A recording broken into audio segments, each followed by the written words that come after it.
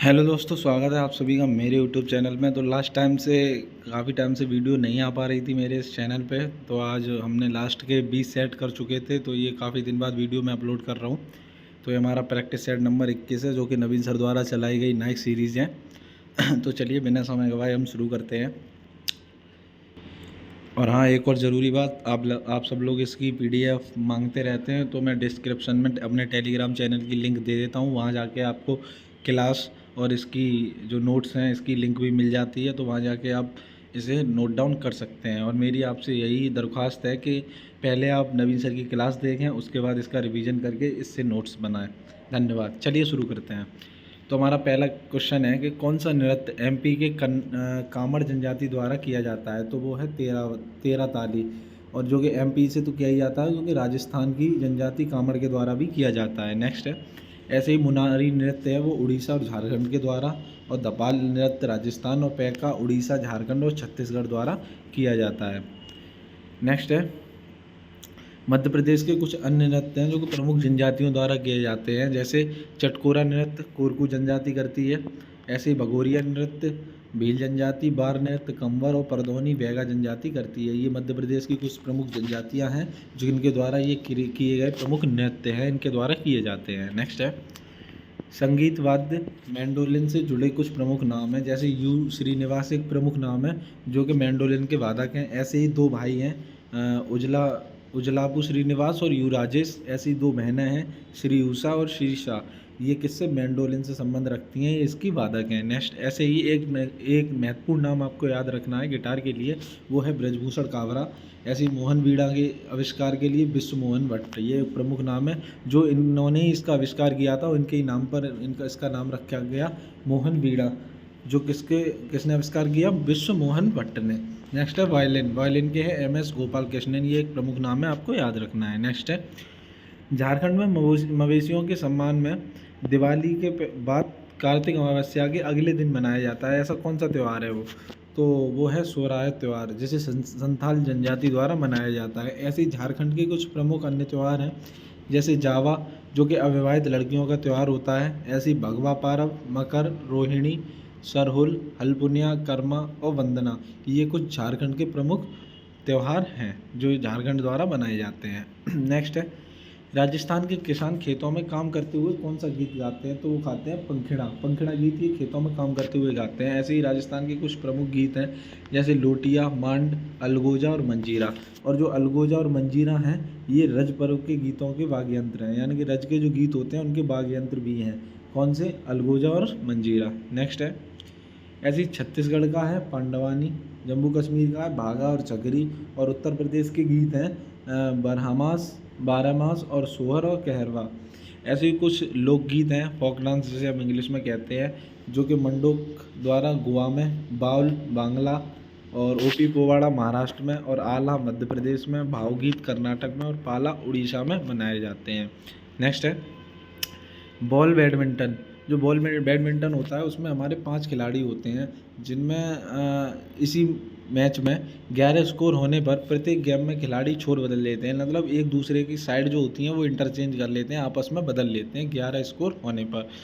ऐसे ही जो ball badminton है, इसका जन्म भारत के तमिलनाडु के एक छोटे से ज़िले तंजौर में हुआ था। और इसके जो मैदान का माप है, जिसकी लंबाई 24 मीटर है और चौड़ाई 12 मीटर है, और उनकी ये पीली गेंद होती है जिसका वजन लगभग 22 से 23 ग्राम का होता है। नेक्स्ट है, सर्वाधिक ओलंपिक स्वर्ण पदक जीतने वाले खिलाड़ी कौन से हैं, तो वो है माइकल फेल्प्स, जिन्होंने सर्वाधिक ओलंपिक स्वर्ण पदक जीते हैं। और ये कहाँ के हैं, ये USA के हैं। और इनका जो निक नेम है, इन्हें हम फ्लाइंग फिश के नाम से भी जानते हैं, और इनके पास एक उपाधि भी है गॉट, जिसे अगर इसकी फुल फॉर्म की बात करें तो वो है ग्रेटेस्ट ऑफ ऑल टाइम।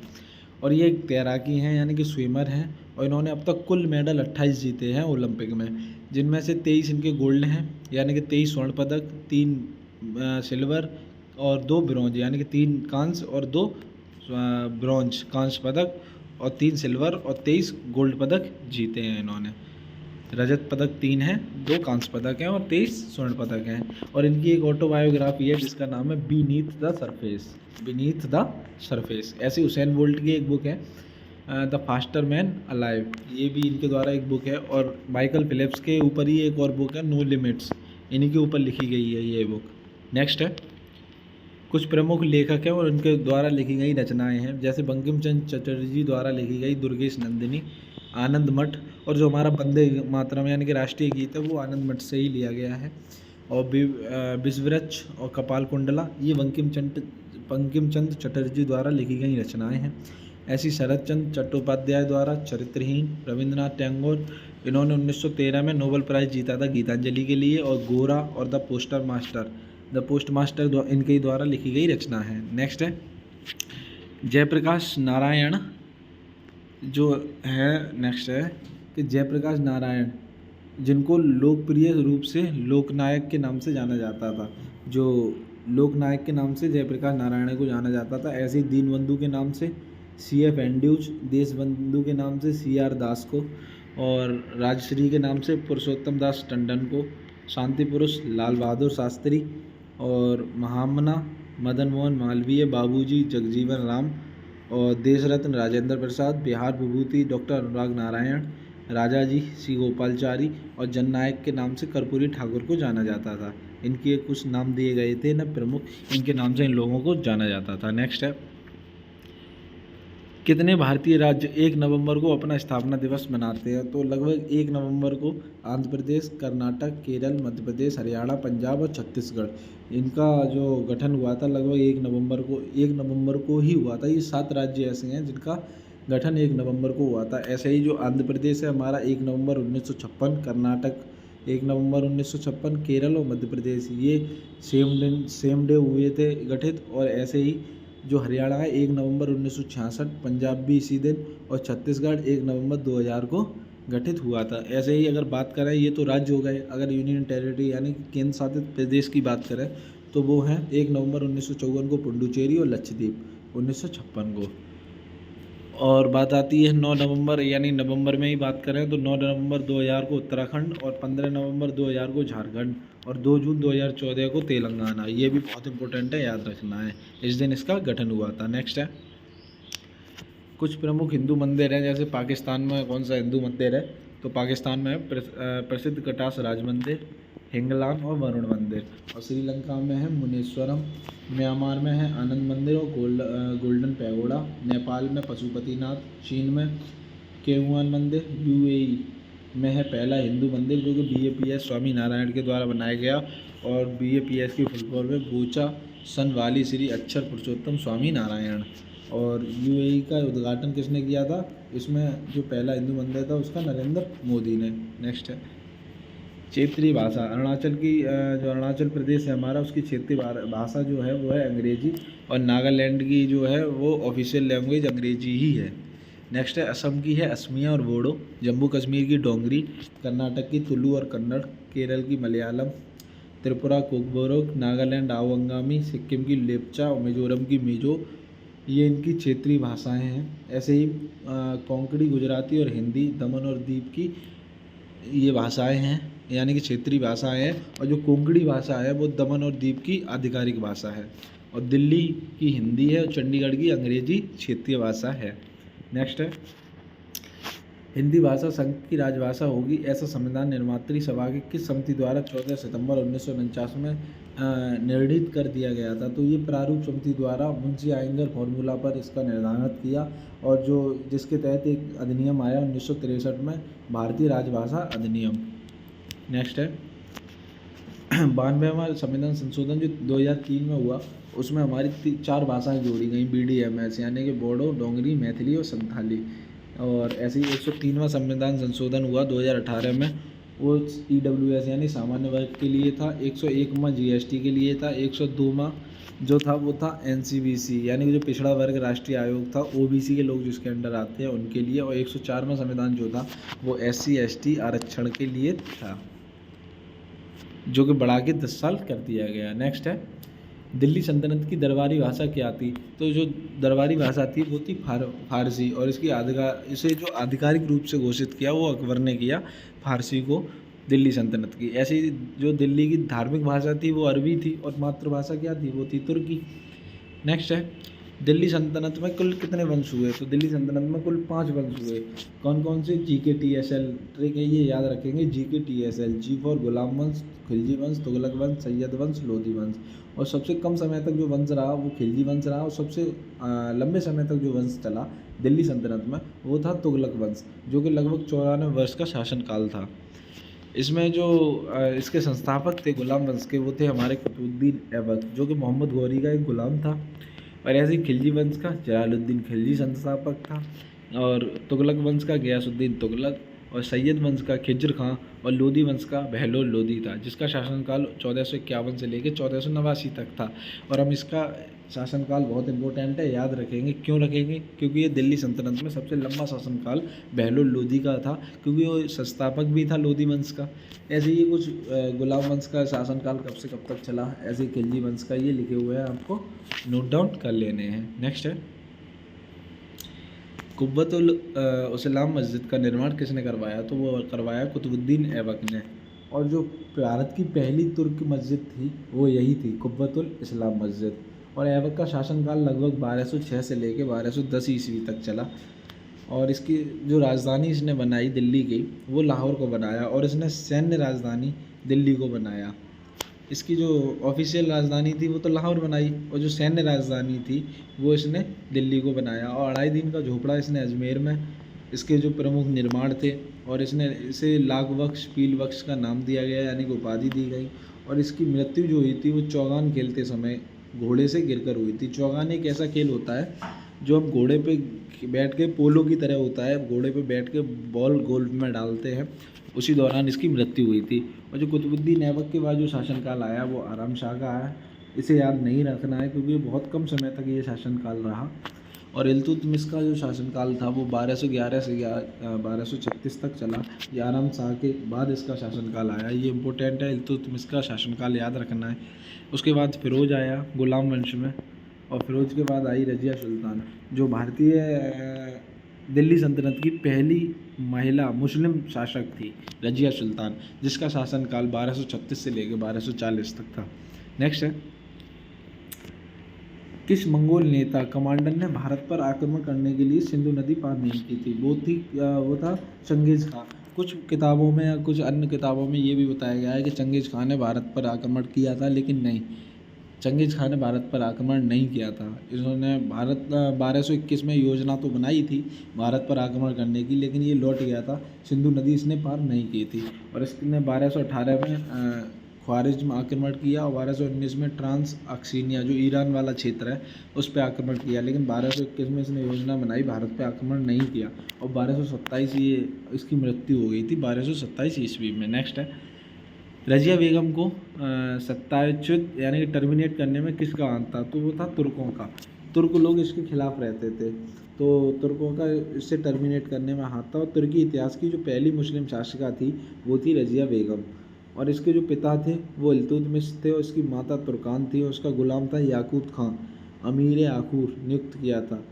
और जो तुर्क चैलगानी एक नीति थी जिसमें 40 प्रमुख सरदार होते थे शासन चलाने के लिए, वो इल्तुतमिश ने शुरू की थी, और इसे चैलगानी भी बोलते थे, जिसमें अमीर सरदार होते थे अल्तुनिया क्षेत्र के भटिंडा किला मुबारक के साइड के। नेक्स्ट है, दर्रा। कुछ प्रमुख दर्रे हैं, कौन कौन से राज्य में हैं? तो हिमाचल प्रदेश में है सिपकिला दर्रा, भारत का बर्फीला तूफान का दर्रा भी इसे कहा जाता है। रोहतांग का दर्रा, बारा दर्रा, और बारालाचला दर्रा, ये हिमाचल प्रदेश के दर्रे हैं। ऐसे उत्तराखंड के हैं लिपुलेख, माना और नीति दर्रा।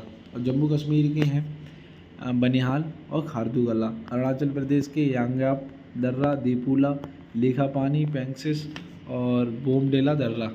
और सिक्किम के हैं नाथला और सेलेपसा दर्रा।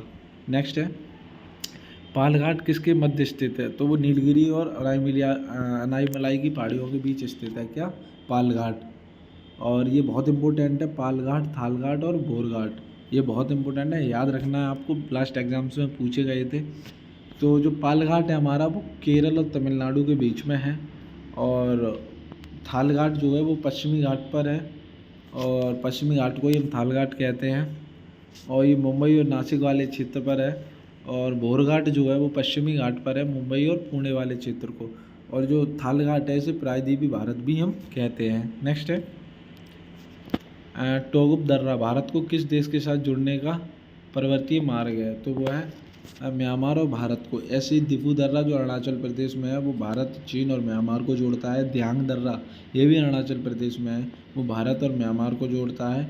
योंगयाप दर्रा जो अरुणाचल प्रदेश में है वो भी भारत और तिब्बत से, और बोमडेला भारत और ल्हासा से एक दूसरे को जोड़ता है। नेक्स्ट है हरित क्रांति के घटक कौन कौन से हैं, तो HYV है, हाई यील्डिंग वैरायटी बीज, और सिंचाई, रासायनिक शाकनाशी, केमिकल हर्बिटाइज जिसे हम इंग्लिश में कहते हैं, मशीनीकृत प्रणाली, भूमि सुधार, ये कुछ हरित क्रांति के घटक हैं। और शुरुआत में इस घटकों को 7 राज्यों और 7 जिलों ने अपनाया था। नेक्स्ट है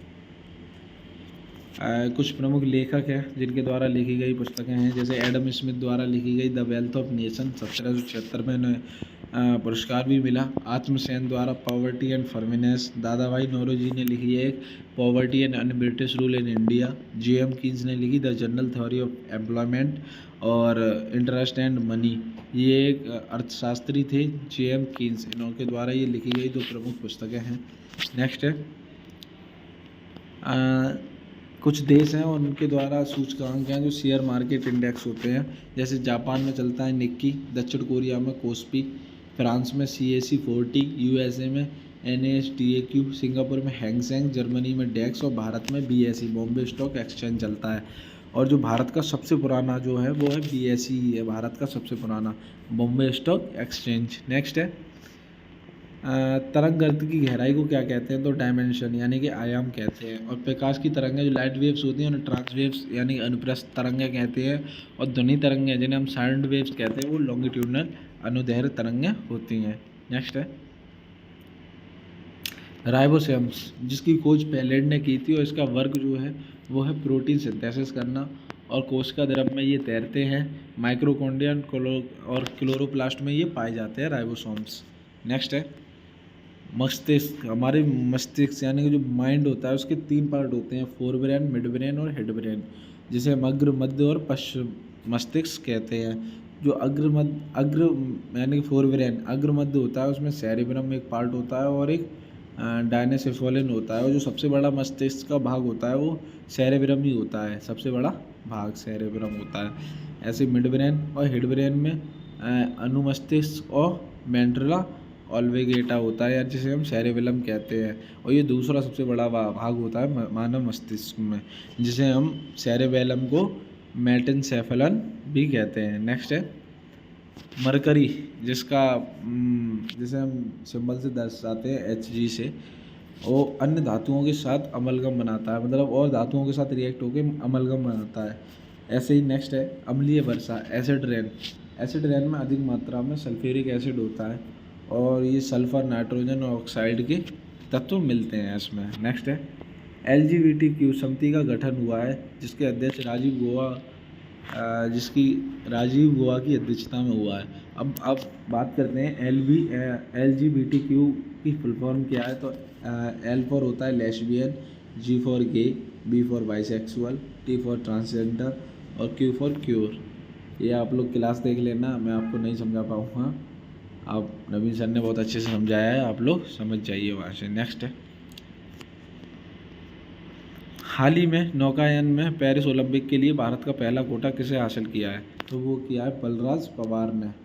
और धीरज देगरा ने तीरंदाजी में, सूरज पवार ने 20 किलोमीटर रेस वॉक में, और अनुष अग्रवाल ने घुड़सवारी में हासिल किया है। नेक्स्ट है हाल ही में किस देश की प्रसिद्ध गायिका कारी जवाना चौधरी को पद्मश्री पुरस्कार 2024 से सम्मानित किया गया है, तो वो किया गया है बांग्लादेश द्वारा। नेक्स्ट है जो कारी जवाना चौधरी हैं वो रविंद्र संगीत पश्चिम बंगाल से संबंध रखती है। ऐसे ही पद्मश्री कुछ प्रमुख 2024 में लोगों को मिले हैं, जैसे कालूराम बामनिया भजन गायकी के लिए, सोमदत्त बट्टू हिंदुस्तानी के लिए, और रोमाले राम डोंगरी लोक गायक के लिए, और रतन कहार लोक गायकी के लिए इन्हें पद्मश्री 2024 में सम्मानित किया गया है। नेक्स्ट है हाल ही में IPL में 200 विकेट लेने वाला पहला गेंदबाज कौन बना है, तो वो बने हैं हमारे इंडिया टीम के युजवेंद्र चहल।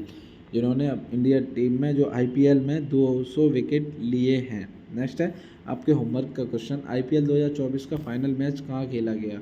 इसका आंसर आपको कमेंट में करना है। आप लोग कमेंट में आंसर नहीं करते हैं और करना है आपको, क्योंकि ताकि मुझे भी थोड़ा आप लोगों से मोटिवेशन मिले। और जुड़े रहिए। अगर आप हमारे चैनल पे नए हैं और आपने हमारे चैनल को सब्सक्राइब नहीं किया है तो सब्सक्राइब कर लीजिए, बेल आइकन दबा दीजिए और लाइक कर दीजिए। धन्यवाद। यहीं हम अपनी कक्षा समाप्त करते हैं।